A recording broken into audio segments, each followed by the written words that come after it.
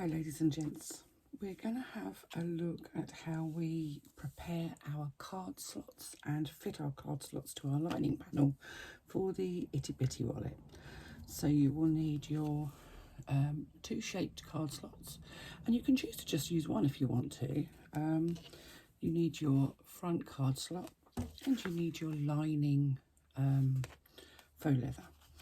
Now, there is an option to do Decaville in this if you want to. The Decaville ideally would go on the exterior panel, not the lining panel.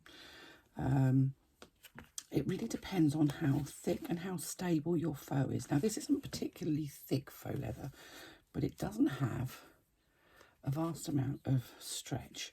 This is the stuff that you buy in A4 sheets that people use to make bows. It's really nice, and I use it for accents on bags, but it's actually ideal for this because it's just about the right amount.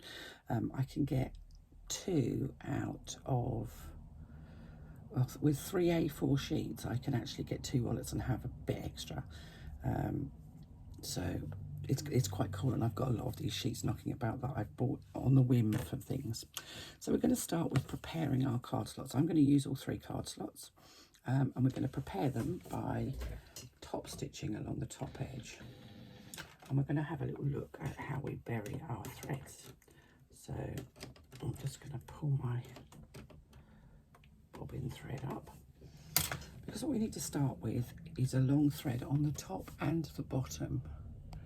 So this is my top thread, this is my bobbin thread, and I need a nice long thread, and I'm going to start my stitching along that top straight edge at 1/8 of an inch seam allowance. I'm going to start my stitching 1/8 of an inch in from from this side and finish 1/8 of an inch away from this side.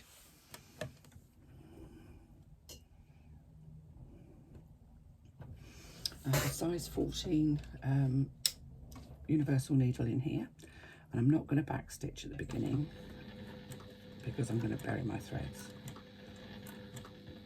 I only need a 14 because this is only one layer of faux leather.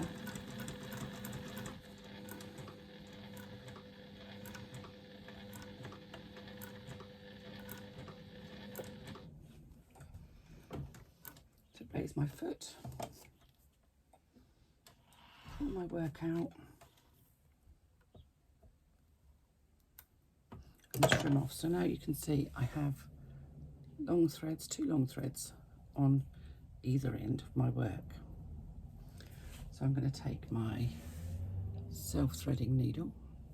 Let me just turn my big light on here, might put a bit more light on things. Ooh, suddenly it's got much brighter here. And I'm going to take the thread from the front of my work through to the back of my work. Now, I'm not going to show you this every single time I do it. I'm going to go in through the very last hole that I made with my needle, and I'm going to just take that thread from the front through to the back. I'm going to do the same at the other end. As I say, I'm not going to show you every time I do this because we do this a lot when I'm making wallets, and there's a limit to how many times you need to see somebody burying their threads. But it's a really good practice to get into. It's something that's done primarily in quilting, but it really works well for these sort of raw edge designs. So I've now got the 2 threads on the back of my work, and I'm going to just tie them off.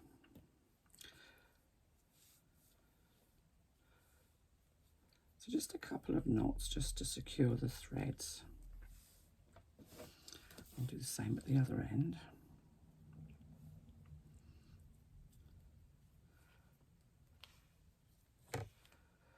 I mean, this top stitching along the top of the card slots is A, it's decorative, B, for me, I think it stops some of the stretch you might get if you're putting cards constantly in. You find that sometimes card slots tend to be a bit gapey, and the top stitching will help just to stabilise that top edge. So having tied a knot, I'm now going to cut those down to somewhere between 1/2 inch and 1/4 inch, I guess. It's not really a fixed amount. Now, you can use fabric glue, or I like to use a glue stick, and I just put a little bit of glue onto those ends to hold them down. This will be kind of tucked in the corner of your, it's difficult to see because I've used quite a pale coloured thread, but you can see there that the ends of the thread are now secured down to the back of my card slot. You could use a bit of Fabri-Tac if you wanted to. I just prefer to use the glue stick. So I'm going to do the same thing with each of my card slots. And as I say, you can choose to do just 2 card slots if you wanted to, as opposed to 3. Other depends on how much you want to put in your little wallet.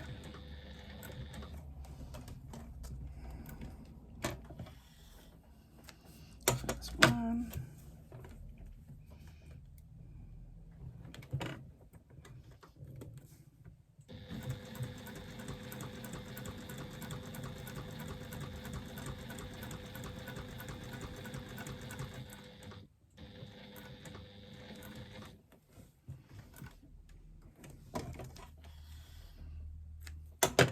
And again, just burying all of those threads.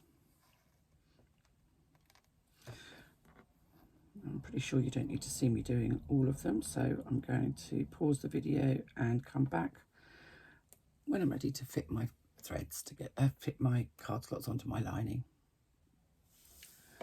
Okay, so I have my 3 card slots all prepared. So that's the 2 ones that are shaped a bit like a flat pot, and the one that is the front card slot, and I have my lining panel. Now this is probably going to confuse you a little bit because I'm using the same faux leather right the way through, but you can mix and match basically. You don't have to. I've stated lining fabric and exterior fabric and pattern, but actually you can use the same fabric all the way through. And when I say fabric, I mean faux leather, cork, craft text, something that doesn't fray. Because this is a raw edge design, so it needs to be something that doesn't fray. But I just thought this was really cool pattern, like it. So to fit our card slots, now if you only want to put 1 card slot in, so if you only wanted to put, sorry, let's just sit those there. So if you only wanted to put 2 card slots in, so you'd have the front one and the one behind. So 2 card slots, 1, 2. Then you'd make a line that is 1/4 of an inch away from one of the short edges.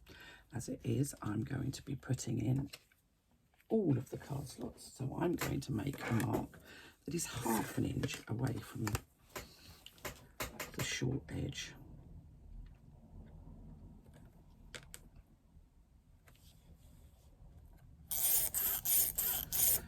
Using my trusty chalk marker. So I'm going to take my shaped card slot and I'm going to lay it so that the bottom edge sits right on that line that I've made, and so that these little tabs on the outside match up with the outside edge, where's my clips gone, of my lining panel. So I'm just literally popping a clip on the little side tabs there. So you can see that it's very difficult to see, actually. I'm not doing myself any favours here. The clip is on the little tab at the side there, and the bottom is against that line, so it's butted up against that line. So now what we're going to do is we are going to stitch across the bottom edge of the card slot using 1/8 of an inch seam allowance. Now you can do 1 back stitch at the beginning and 1 at the end here. Because we won't actually see this and it's not going to be a stress point, it's fine to do a back stitch. The reason we don't do back stitching, well, personally, because I find it, I don't like the look of it. You get that sort of little bit of bulky stitching, which isn't necessarily attractive. And if you back stitch on faux leather, it will eventually perforate if it's in a place where it gets a lot of wear and pull. So I just don't like to do it. So there we go, that's my first card slot fully attached. Just clipped on the sides and it's stitched along the bottom. Now I'm going to do a second line that is watermark on the lining fabric that is 1/4 inch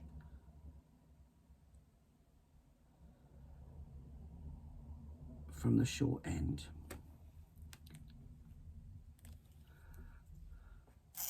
You could make both of these marks right at the beginning if you wanted to. And I'm going to do exactly the same thing again. So I'm going to take my second shaped card slot, so the one that looks like a flower pot. I'm going to lay it up against that line that I've just created. I'm going to make sure that the little tabs at the side match up with the side of my lining panel. Now what you should find is that one tab will sit just underneath the first tab, so you're going to have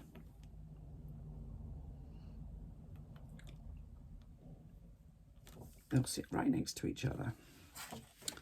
And then I'm going to stitch across the bottom edge here using 1/8 inch seam allowance. Again, I can back stitch at the beginning and the end because this isn't going to be a stress point, it isn't going to show.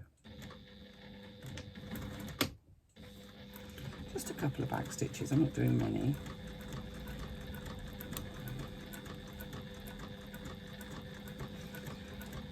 I still have that same size 14 needle in because I'm only going through 2 layers of faux leather, so I shouldn't need anything bigger than that. This is a universal needle. So now I have 2 card slots fitted.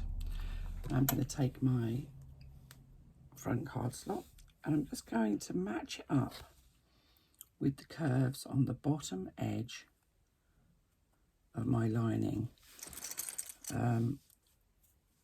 And just kind of match the sides and the bottom curves. I'm not fixing this in place at all at the moment. I'm just literally, whoa, throwing clips on the floor.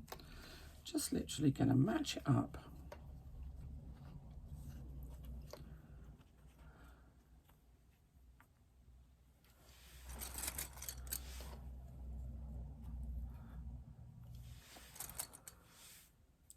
And clip it in place. And you should find that the top edge of that one sits directly underneath. Let's just find a slightly wider clip, that's what I need. Directly underneath the little tab from the card slot above. So there we go.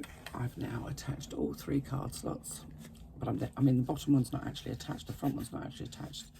1, 2, 3, and they're clipped in place onto the lining.